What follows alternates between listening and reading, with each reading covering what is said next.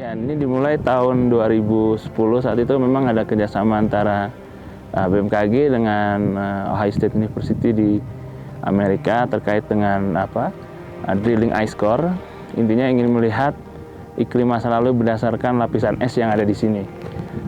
Sejak itu juga kita mulai melakukan monitoring terkait dengan luas dan juga tebal dari es yang kita lakukan biasanya hampir 1-2 tahun sekali, dan ini yang terbaru di tahun 2022.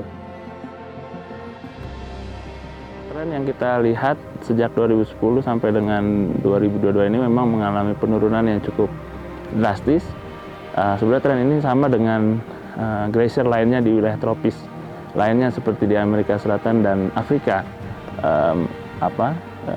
Yang terakhir dari 2016 sampai 2020 itu sekitar luasnya itu berkurang 0,07 km persegi, sedangkan dari tebalnya dari pengamatan terakhir sekitar 2,5 meter per tahun.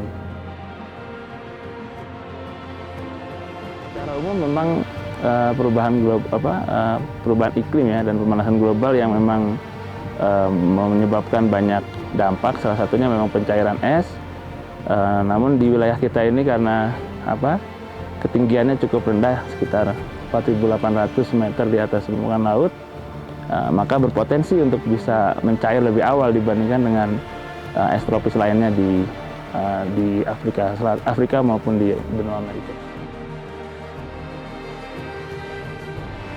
Tapi ciri dari pemanasan global adalah titik atau lapisan 0 derajat yang semakin meningkat gitu ya. Jadi dulu misalkan di Pegunungan Papua ini di ketinggian 4.800 masih berada di atas lapisan 0 derajat Celcius. Namun sejak 1997 atau 2000-an itu sudah mulai mengalami penaikan lapisan 0 derajat, sehingga hujan yang turun terkadang berupa air juga yang juga berpotensi dalam mencairkan es di glasier. Umum El Nino menyebabkan kekeringan, suhu lebih hangat, sehingga secara umum es akan lebih mudah mencair. Seperti kita lihat di tahun 2015, 2016 ya, ada El Nino sangat kuat, itu menyebabkan 5 meter pengurangan tebal es.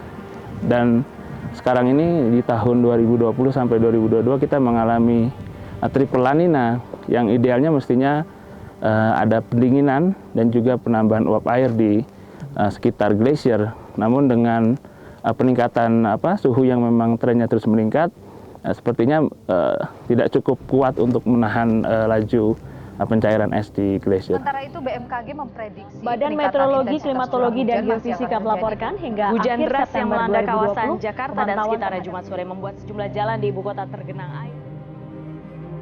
Penelitian di es ini mungkin yang pertama ya di Indonesia, dan mungkin yang terakhir karena kita tahu sekarang ini esnya juga makin mengecil, dan saya kira ini sangat penting bagi kita untuk mendokumentasikan proses hilangnya es ini, sehingga bisa menjadi informasi bagi masyarakat Indonesia lain.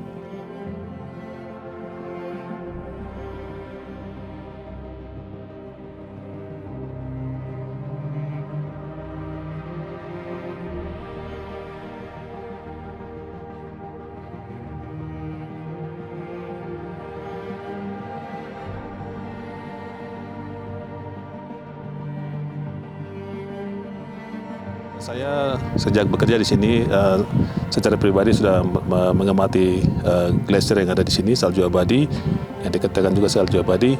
Sejak awal yaitu tahun 2002, sejak saya bekerja di sini. Kemudian secara khusus sejak 2010 dengan tim BMKG melakukan pengamatan, dan kemudian sejak 2014-15 sudah mulai melakukan pengamatan dengan helikopter.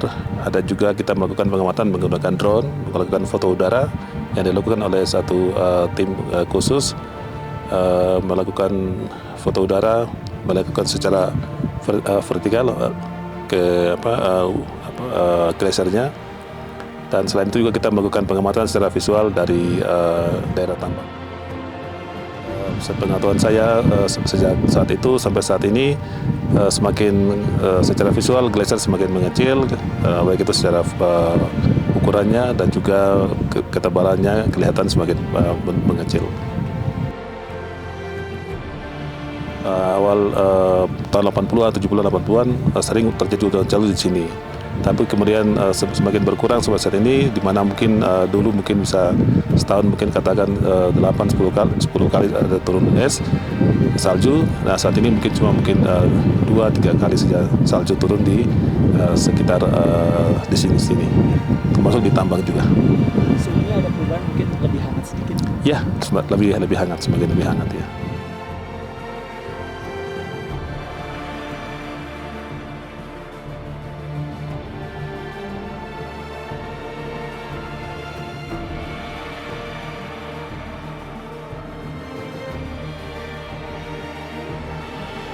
Jadi waktu pertama kali kita melakukan riset di tahun 2010, kita sudah menanam stake atau batangan-batangan pipa yang dalamnya sekitar 30 meter gitu ya. Dan ketika esnya meleleh, nanti sedikit demi sedikit si stake-nya itu akan terekspos. Nah, biasanya kita flyover kemudian melihat berapa banyak atau berapa besar stake yang terekspos. Dari situ kita bisa pastikan ternyata ketebalannya sudah turun sampai sekian meter gitu. Karena setiap stake itu ada ukurannya sekitar 2 meter per stake atau per paralon gitu. Tadi kita lihat ada 3 section ya. Ada yang sebelah kanan, tengah, dan kiri. Itu waktu 2018 itu masih agak menyatu. Yang sebelah kanan dan sebelah tengah gitu ya, masih agak menyatu. Cuma sekarang karena memang dia masif penurunannya, itu ketiganya sudah terlepas. Jadi itu kelihatan dari sisi besaran esnya juga kelihatan, kemudian dari bekas-bekas batuannya, kayak itu kelihatan kontras ya, yang warna hitam dan yang warna agak putih, yang tadinya itu tertutup gitu. Itu memang kelihatan sekali perbedaannya gitu. Ya, faktor penyebabnya apa? Yang pertama memang ada 2 hal. Yang pertama curah hujan, yang kedua adalah suhu, dan ditambah lagi dengan rate atau laju penurunan. Ketika esnya itu mengecil, itu kan berarti batuan di sekitarnya kan akan lebih menyerap panas gitu. Ketika batuan di sekitarnya akan lebih menyerap panas, peluruhannya semakin cepat gitu. Artinya meleleh tidak hanya dari atas tapi juga dari dasar. Betul. Jadi dari atas ada, dari dasar ada, dari batuan itu pemanasan batuan gitu. Jadi dari 2 hal tersebut.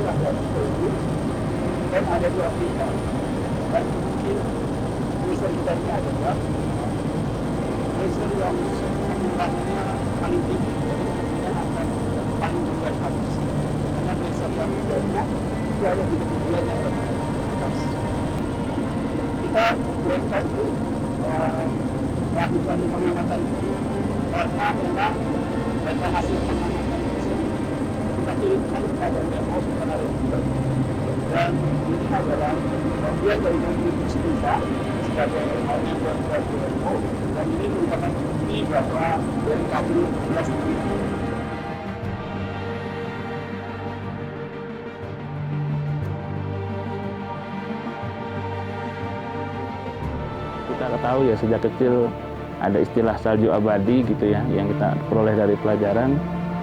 Mungkin dari beberapa kita belum sempat melihat gitu ya, tapi akan sangat sayang sekali dalam waktu mungkin sebelum 2026 ini akan habis ya, sehingga apa yang tadi kita kenal sebagai salju abadi mungkin sudah tidak ada lagi. Jadi saya kira itu suatu kehilangan yang cukup signifikan.